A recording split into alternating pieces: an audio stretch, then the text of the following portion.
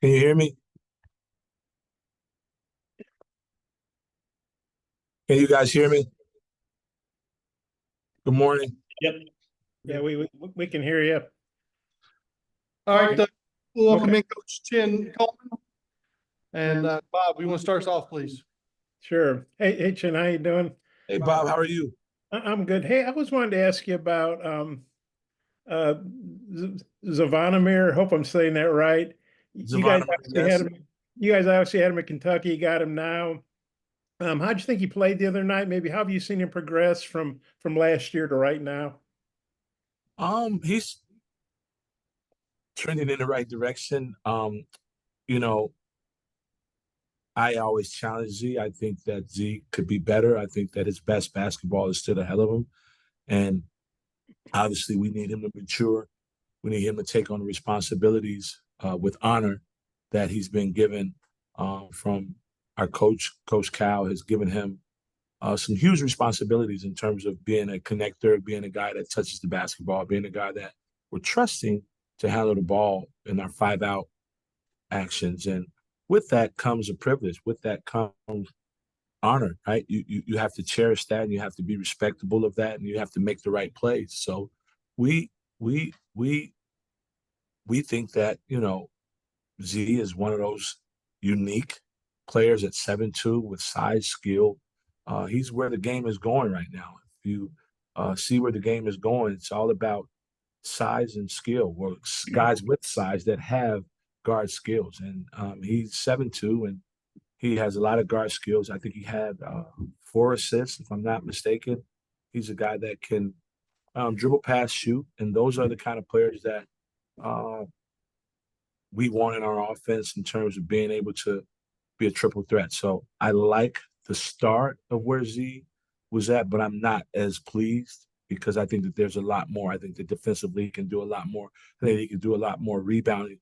I think that he can get in and out of screens and get to the second action quicker, and he can look more like the big time basketball player he is. I watched film with him the other day, and I watched film with him of a kid, Simonis, that plays for Sacramento.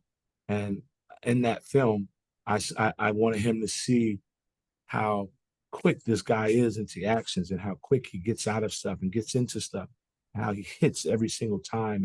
And he's always thinking about the next play, the next play, the next play. And that's what makes him an all-star. And I'm not saying Z is Sabonis, but there is some Sabonis-like skills in his game. And we just want Z to be the best version of himself, and he's trending in that direction.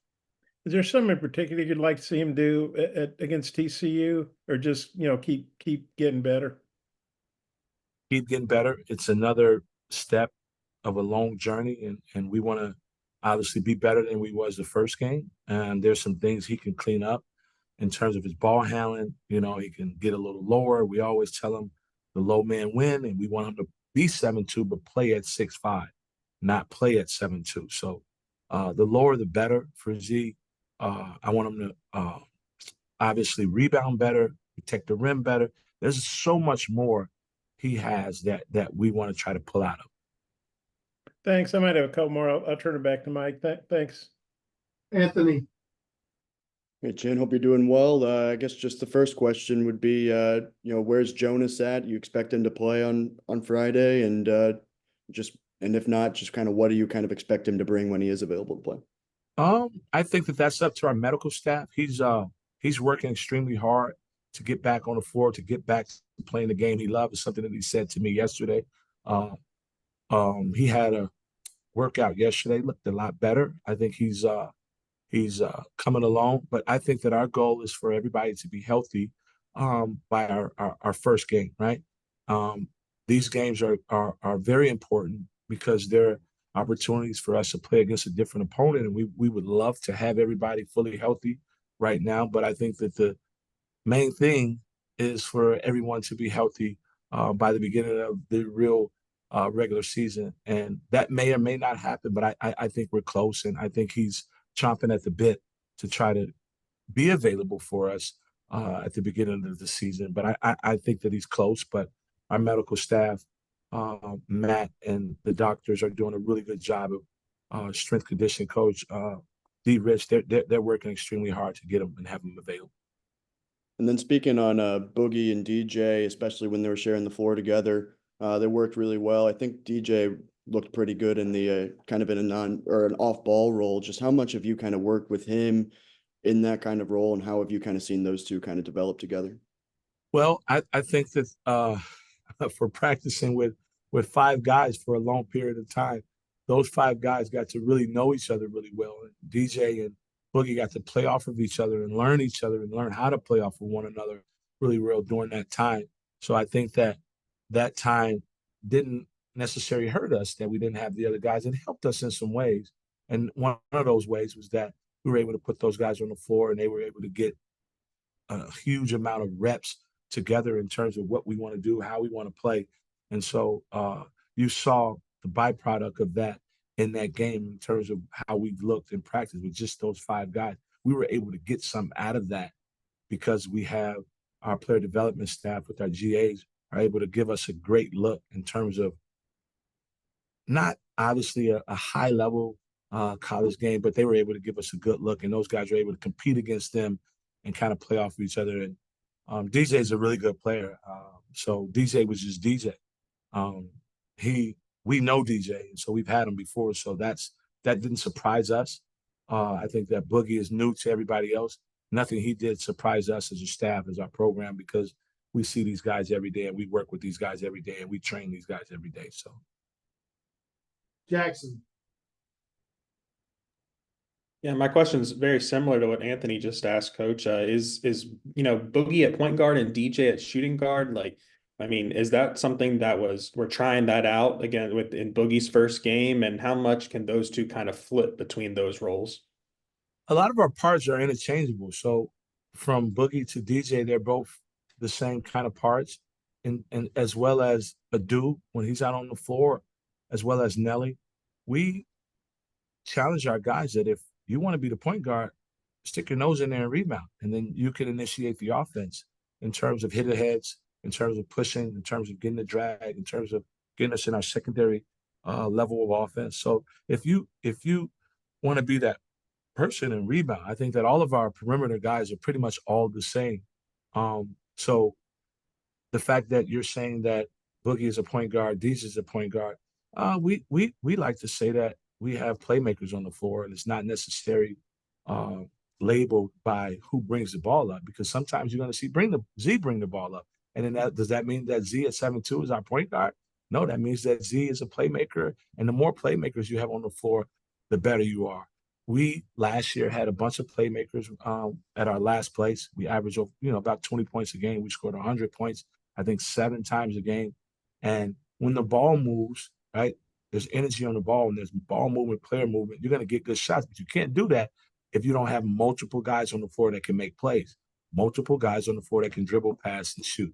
And so that's what we want to put on the floor, whether it's 1 through 5. I don't know who the point guard is. It depends on who brings the ball up, who rebounds it, who making the plays. And we have several guys that can do that.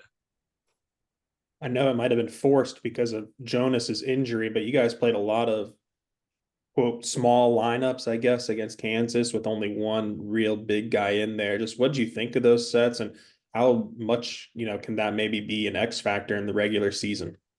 I think that we're big. So when you say small lineups, it depends on, we play positionless. So maybe the way you're looking at it, Jackson, is we play small, but for us, because we play positionless, we're not small. If you have DJ and Boogie at the floor, you got 6'3", 6'4".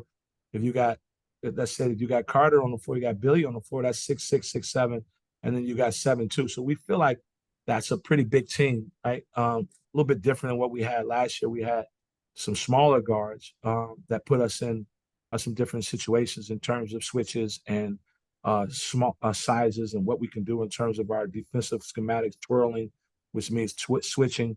Then we have to scram, which means that if we switch a guard on the big, then we got to switch a wing on that big so that we can get back to bigger guys. But we have a team right now that we like the size of our guys. So we can play TB at the 4, we can play TB at the 5. Again, that's that positionless thing we keep talking about. We got multiple positionless kind of guys. We can play Z, of course, at the 5. Z has 4 skills.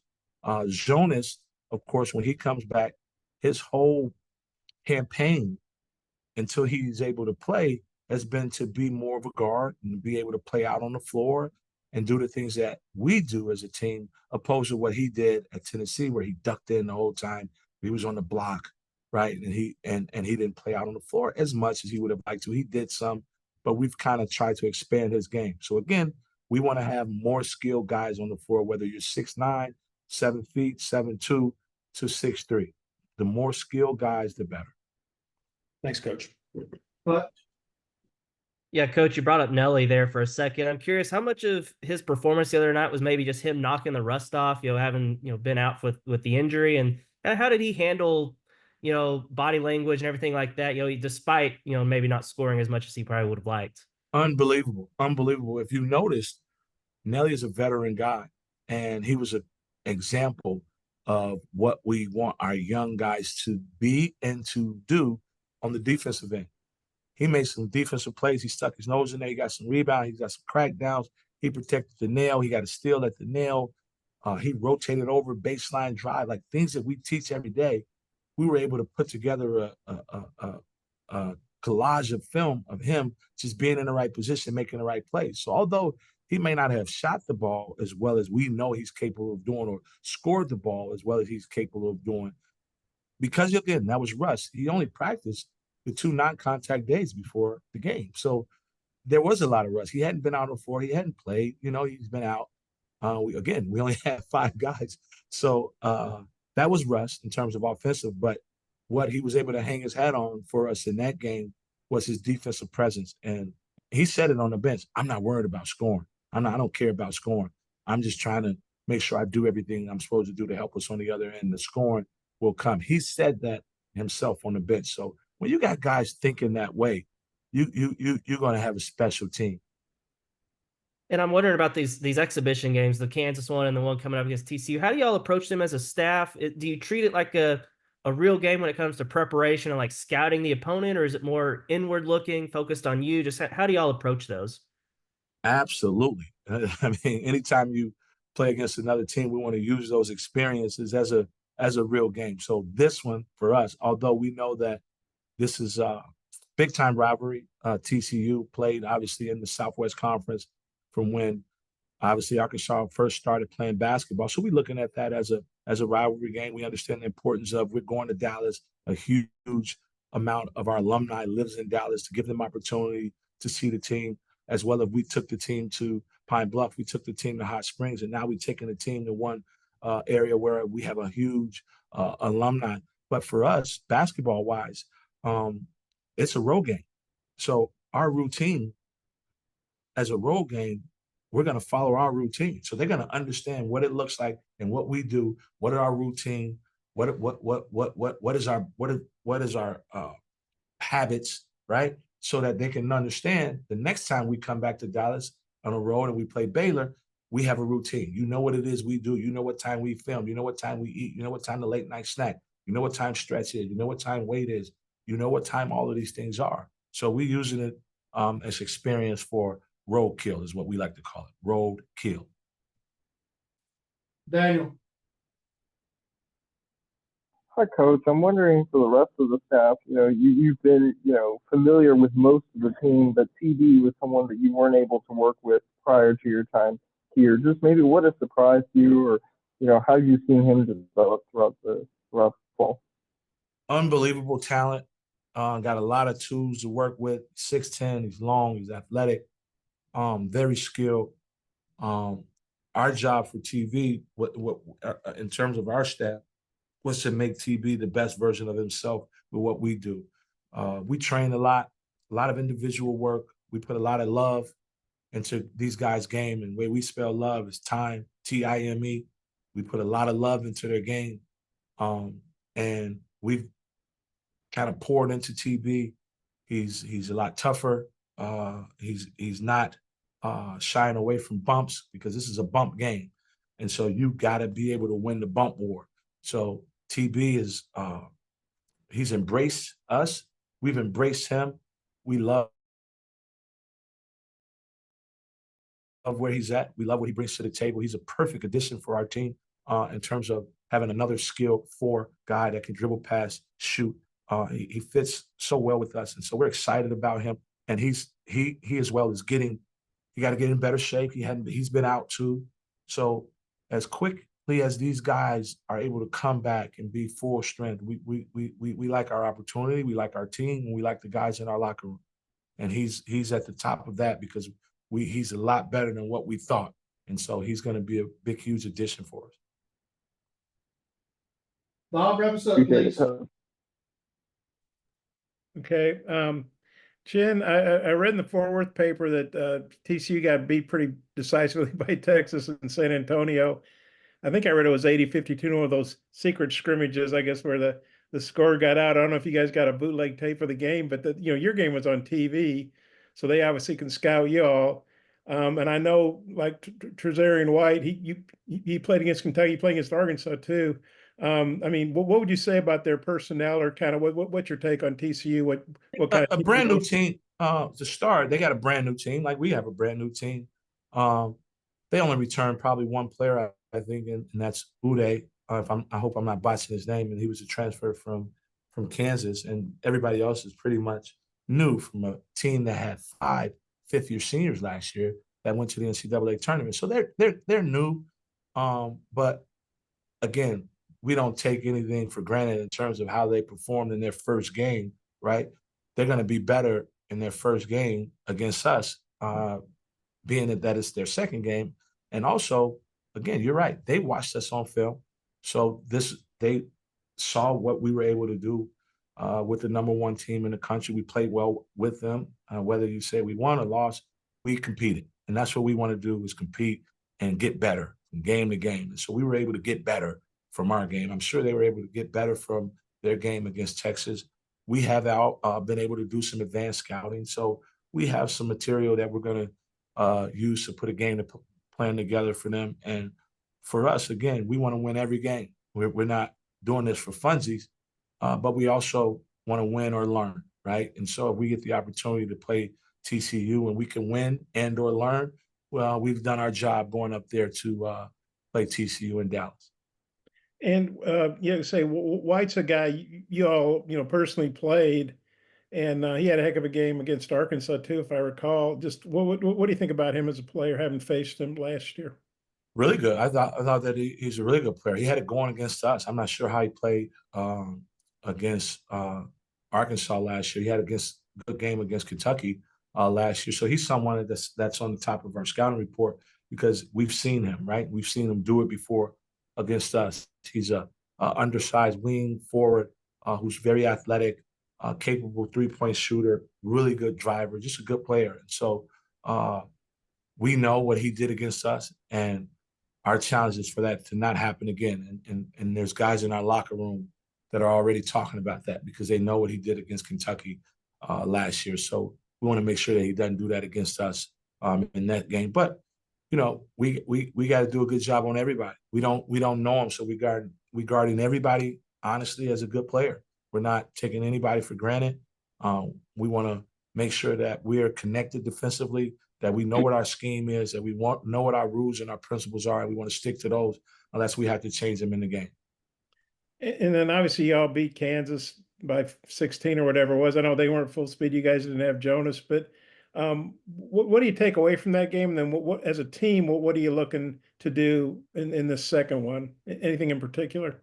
Hopefully, they're a really good team, right? They were without their All-American Player of the Year candidate, 5-man.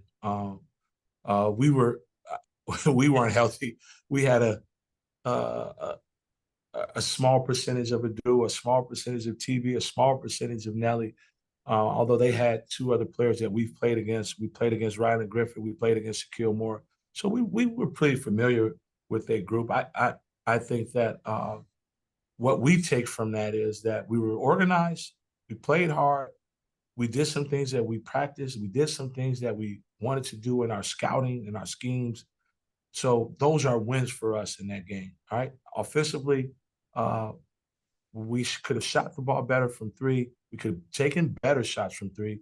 And then we got tired at the end. In the fourth quarter, we were dead. And so we kind of let go the rope a little bit and gave them a little opportunity to kind of claw back into the lead that we had created. But we want to be able to finish our games. Of course, that's something that we're going to take from that game, and to continue to get better in our schemes, to continue to get better in what our rules and our principles are. And offensively, we think that we can put together a better game in terms of the way we share the basketball, how well the ball moves, and how well we shoot the ball, getting open shots off the paint touches. So there's a lot for us. We didn't rebound the ball well way we needed to. They got 50-50 balls, loose balls. They scored on offensive rebounds. Like, those are things that we are not going to, that's not going to be our team. Our team is going to be built on toughness.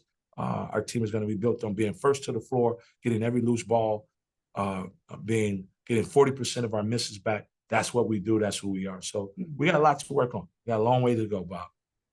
If I could ask you something about the staff, obviously you guys are very familiar with each other. You're all together in Lexington. Now you're together in Fayetteville. How good is that to kind of have the old, crew back together, the usual suspects, whatever you want to say.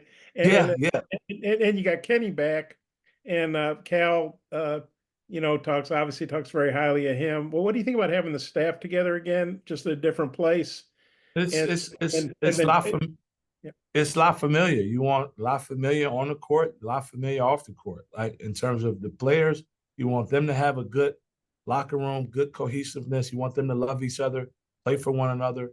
And I think that that's Coach Cal's deal. Like, we have to add value. We have to love each other. We have to have chemistry amongst our staff. You can't want chemistry amongst your players and you don't have chemistry amongst your staff. Us being together, knowing each other, us respecting each other, us operating as a family like brothers, it helps because there's no egos. We all play off one another. We all help each other in different areas. Where I'm weak at, someone else is stronger. Where I'm stronger at, someone else may need a little help. So we all kind of feed off each other energy, and we use that so that we can be our best version for our players. We just want to do what we need to do for our players. It's a thing, and I'll leave you guys with this, that Coach Cal always says that it's so important. Say that we got a team that's listening. So if they're listening, we better be saying the right things, because our team listens.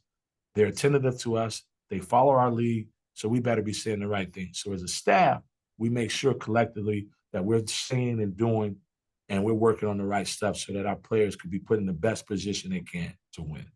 Okay, so about Kenny too, what having him back means, because he was obviously at Louisville and he was in the NBA for a while. What does Kenny bring to the table for y'all? There really is no words that you describe having KP back.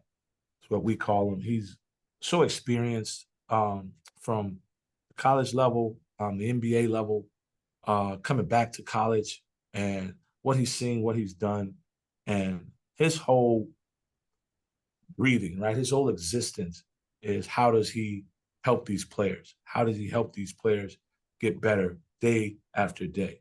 Not only from on the court, right? But in between the ears. It's different, man. You have to have people on your staff that's been through some stuff to get to some stuff, right? You got to go through some stuff to get some stuff. And so we have an experienced staff that has pretty much been through everything. And Kenny has been at the top of the mountain and all of this stuff, so to speak. And so he's just pouring into us as assistant coaches, as on the right and left of him, and also the players. So he is invaluable. He's been great for us, and I learn something from him every day. Thanks, Coach. Appreciate your time. Appreciate it.